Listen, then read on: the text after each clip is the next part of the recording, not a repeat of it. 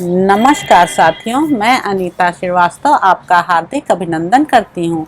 श्रीमद् वाल्मीकि रामायण में आज का प्रसंग है भरत के द्वारा अयोध्या की दुर्वस्था का दर्शन तथा अंतःपुर में प्रवेश करके भरत का दुखी होना। इसके बाद प्रभावशाली महायशस्वी भरत ने स्निग्ध गंभीर घर घर घोष से युक्त रथ के द्वारा यात्रा करके शीघ्र ही अयोध्या में प्रवेश किया। उस समय वहां बिलाव और उल्लू विचर रहे थे। घरों के किवाड़ बंद थे। सारे नगर में अंधकार छा रहा था। प्रकाश न होने के कारण वह पूरी कृष्ण पक्ष वाली काली रात के समान जान पड़ती थी। जैसे चंद्रमा की प्रिय पत्नी अपनी शोभा से प्रकाशित कांति वाली रोहिणी उदित होते हुए राहु नामक ग्रह के द्वारा अपने पति के ग्रस लिए जाने पर अकेली असहाय हो जाती है, उसी प्रकार दिव्य ऐश्वर्य से प्रकाशित होने वाली अयोध्या राजा के काल कवलित हो जाने के कारण पीड़ित एवं असहाय हो गई रही थी। वह पूरी उस पर्वतीय नदी की भांति कृष्णकाय दिखाई देती थी, जिसका जल सूर्य की किरणों से तपकर कुछ गर्म और गंदला हो रहा हो, जिसके पक्षी धूप से संतप्त होकर भाग गए हों तथा जिसके मीन मत्स्य और ग्राह गहरे जल में छिप गए हों।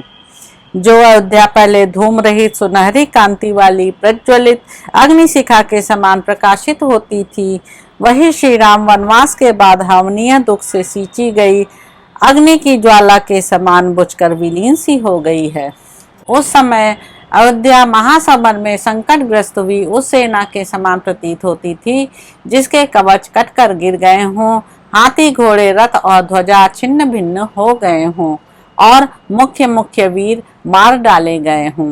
प्रबल वायु के वेग से फेन और गर्जना के साथ उठी हुई समुद्र की उत्ताल तरंग सहसा वायु के शांत हो जाने पर जैसे शिथिल और नीरव हो जाती है, उसी प्रकार कोलाहल पूर्ण अयोध्या अब शब्द शून्य सी जान पड़ती थी।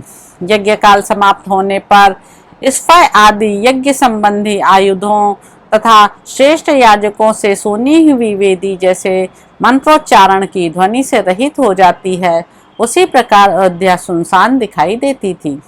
जैसे कोई गाय सांड के साथ समागम के लिए उत्सुक हो, उसी अवस्था में उसे सांड से अलग कर दिया गया हो और वह नूतन घास चरना छोड़कर आर्त भाव से गोष्ठ में बंधी हुई खड़ी हो, उस अयोध्यापुरी भी आंतरिक वेदना से पीड़ित थी। श्री राम आदि से रहित हुई अयोध्या मोतियों की उस नूतन माला के समान श्रीहीन हो गई थी, जिसकी अत्यंत चिकनी चमकीली उत्तम तथा अच्छी जाति की पद्मराग आदि मणियां उससे निकालकर अलग कर दी गई हों। जो पुण्य क्षय होने के कारण सहसा अपने स्थान से भ्रष्ट हो पृथ्वी पर आ पहुंची हो, अतएव जिसकी विस्तृत प्रभा क्षीण हो गई हो, आकाश से गिरी हुई उस तारिका की भांति अयोध्या शोभाहीन हो गई थी। जो ग्रीष्म ऋतु में पहले फूलों से लदी होने के कारण मतवाले भ्रमरों से सुशोभित होती रही हो और फिर सहसा दावानल के लपेट में आकर मुरझा गई हो, वन की उस लता के समान पहले की उल्लासपूर्ण अयोध्या अब उदास हो गई थी। वहां के व्यापारी वणिक शोर से व्याकुल होने के कारण किंग कर्तव्य विमूढ़ हो गए थे। बाजार हाट और दुकानें बहुत कम खुली थी। उस समय सारी पुरी उस आकाश की भांति शोभाहीन हो गई थी, जहां बादलों की घटाएं घिर आई हों और तारे तथा चंद्रमा ढक गए हों।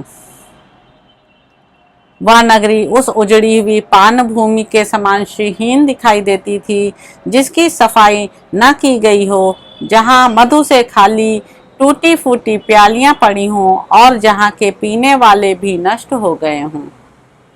उस पुरी की दशा उस पौसले की सी हो रही थी, जो खंभों के टूट जाने से ढह गया हो, जिसका चबूतरा छिन्न भिन्न हो गया हो, भूमि नीची हो गई हो, पानी चुक गया हो और जलपात्र टूट फूट कर इधर उधर सब ओर बिखरे पड़े हों। जो विशाल और संपूर्ण धनुष में फैली हुई हो, उसकी दोनों कोटियों में बांधने के लिए जिसमें रस्सी जुड़ी हुई हो, किंतु वेगशाली वीरों के बाणों से कटकर धनुष से पृथ्वी पर गिर पड़ी हो, उस प्रत्यक्षा के समान ही अयोध्यापुरी भी स्थान भ्रष्ट हुई सी दिखाई देती थी, जिस पर युद्ध कुशल घुड़सवार ने सवारी की हो और जिसे शत्रु पक्ष की सेना ने सहसा मार गिराया हो, युद्ध भूमि में पड़ी हुई उस घोड़ी की जो दशा होती है वही उस समय अयोध्यापुरी की भी थी। रथ पर बैठे हुए श्रीमान दशरथ नंदन भरत ने उस समय श्रेष्ठ रथ का संचालन करने वाले सारथी सुमंत्र से इस प्रकार कहा। अब अयोध्या में पहले की भांति सब और फैला हुआ गाने बजाने का गंभीर नाद नहीं सुनाई देता है। यह कितने कष्ट की बात है। अब चारों ओर वारुणी की मादक गंध, व्याप्त हुई फूलों की सुगंध तथा चंदन और अगरू की पवित्र गंध नहीं फैल रही है। अच्छी अच्छी सवारियों की आवाज, घोड़ों के हीसने का सुस्निग्ध शब्द, मतवाले हाथियों का चिघाड़ना तथा रथों की घरघराहट का महान शब्द, ये सब सुनाई नहीं दे रहे हैं। श्री रामचंद्र जी के निर्वासित होने के कारण ही इस पुरी में इस समय इन सब प्रकार के शब्दों का श्रवण नहीं हो रहा है। श्री राम के चले जाने से यहाँ के तरुण बहुत ही संतप्त हैं। वे चंदन और अगुर की सुगंध का सेवन नहीं करते तथा बहुमूल्य वनमालाएं भी नहीं धारण करते। अब इस पुरी के लोग विचित्र फूलों के हार पहन के बाहर घूमने के लिए नहीं निकलते हैं। श्री राम के शोक से पीड़ित हुए इस नगर में अब नाना प्रकार के उत्सव नहीं हो रहे हैं। निश्चय ही इस पुरी की वह सारी शोभा मेरे भाई के साथ ही चली गई। जैसे वेग युक्त वर्षा के कारण शुक्ल पक्ष की चांदनी रात भी शोभा नहीं पाती है, उसी प्रकार नेत्रों से आंसू बहाती हुई यह अयोध्या भी शोभित नहीं हो रही है। अब कब मेरे भाई महोत्सव की भांति अयोध्या में पधारेंगे और ग्रीष्म ऋतु में प्रकट हुए मेघ की भांति सबके हृदय में हर्ष का संचार करेंगे।